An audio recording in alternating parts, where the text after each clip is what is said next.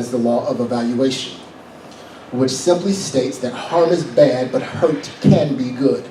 Knowing the difference between the two is an important factor in determining and understanding relationships and how we approach people and how we approach boundary conflicts.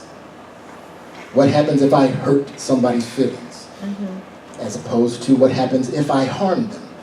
Do I know the difference between harm and hurt?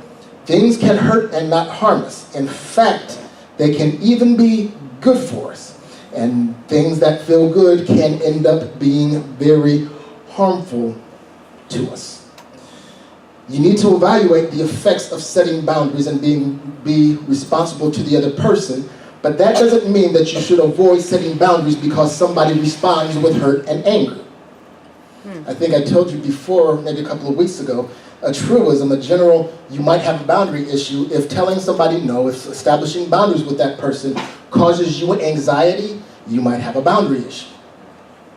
And just because you hurt them does not mean that you have done anything wrong. Because hurting someone and harming them are different. And the law of evaluation says that you have to figure out what the difference is. When I was in high school, I worked on a group English literature project over a friend's house who had a glass sliding door leading to her parents' backyard.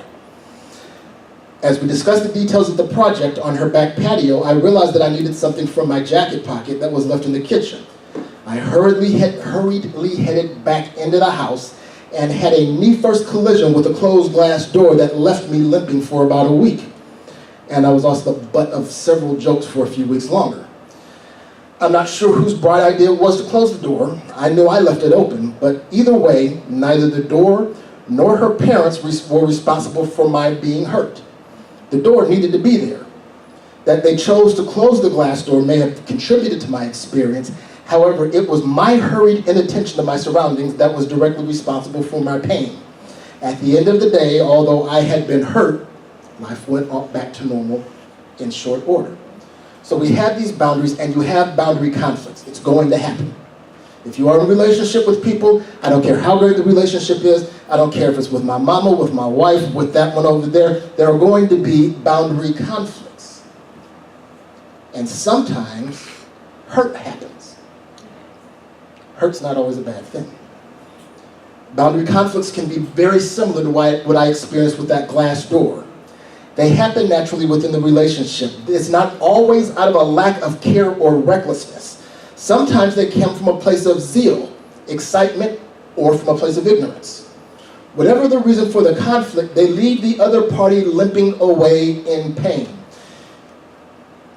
When your 4-year-old, when your 5-year-old figures out how to tie their shoe, and you want to tie it for them, and they tell you, I can do it. And you get in your feelings because they don't need me anymore.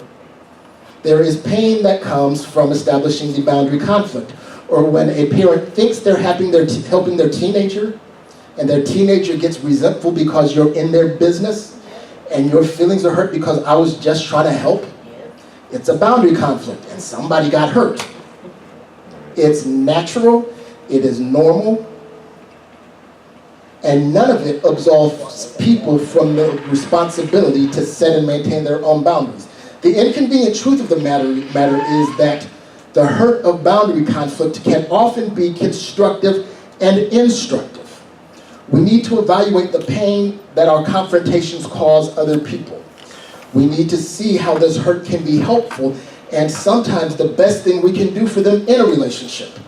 We need to be able to evaluate pain in a positive light.